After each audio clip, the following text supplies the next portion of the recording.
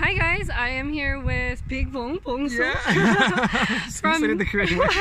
BigBong from YouTube. I'm sorry, my voice is a little. I had a cold, but yeah, we. Oh, I'm getting fine. Thank you for asking. Okay.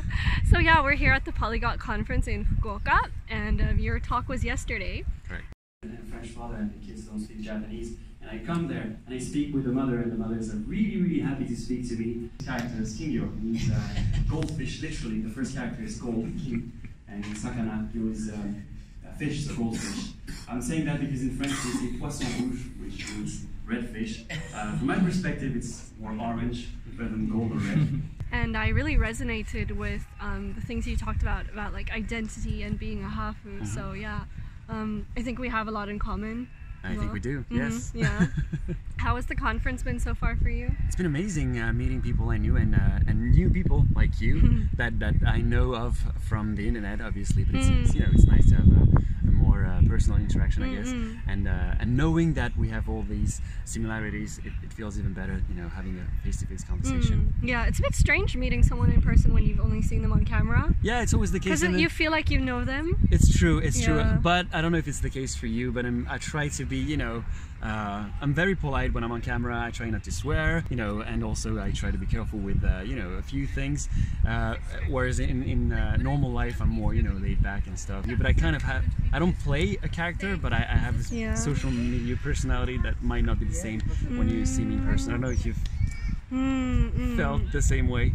It also depends on the language I speak. I feel like if I'm speaking Japanese or Korean in a video, I tend to be a bit more maybe formal or polite. Okay. Yeah.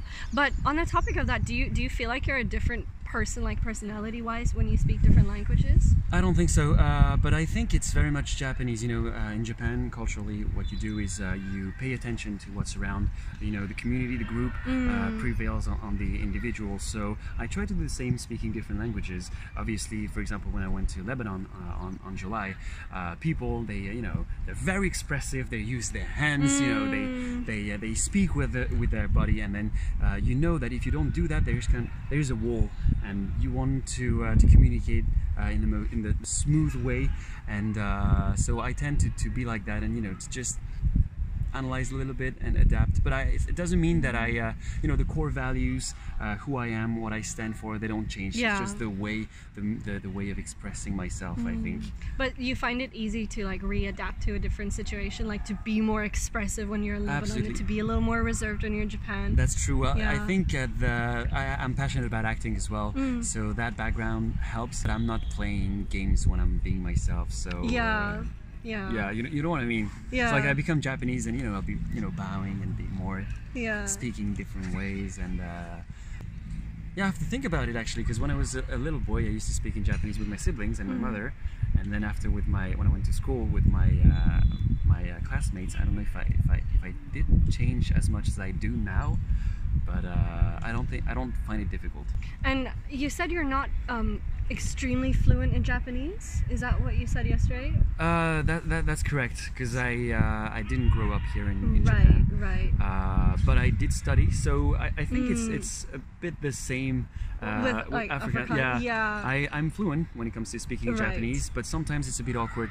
You know, you speaking to someone who's a little bit older than you, and you tend to be too formal. Have you made any embarrassing mistakes? No, that's good. Not really. And you know, as a foreigner, because I'm still considered a foreigner here, they tend to forgive you, or they don't really pay attention. Yeah, they're very polite. Exactly. Yeah. So if you had to describe Lebanon, France, Canada, and Japan, oh my God, give it each like a personality or a word. Yeah, well, Canada, it's easy because, you know, it's a country that is built from immigration, so you have people from everywhere. So I guess you can you know, be anyone and behave in a certain way. That's the country where you can fit in quite easily.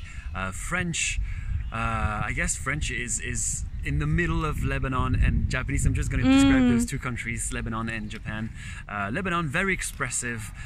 People come to you like it's a big family, like in Japan, but they're very, you know, there is no concept of privacy. Anybody can speak to anybody. Anybody can, you know, they come up to you and ask, "What's your name? Why do you do? What are you doing? Why do you do that?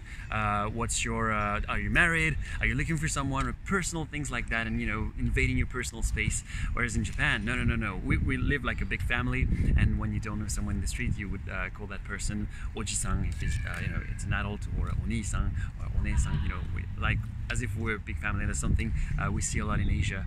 But privacy is something you do respect. So also, things like not being loud in public areas, public spaces, something very important in Japan that we don't really have in Lebanon. In Lebanon, everybody's loud, and you have to show to show that you're human, that you live, and that you have your place here on earth. So being as loud as possible. You want people to see you, and it's in the same way when you're a rich person, and you want people to see that, to acknowledge that, and they take a lot of pride in that as well. So what can we expect from both your language learning and your YouTube channel in the future? Right, so on YouTube, what I do now, of course, I make funny videos. I don't know if you've seen them, but imitating accents in French and Japanese. But I'm also teaching both languages, French and Japanese,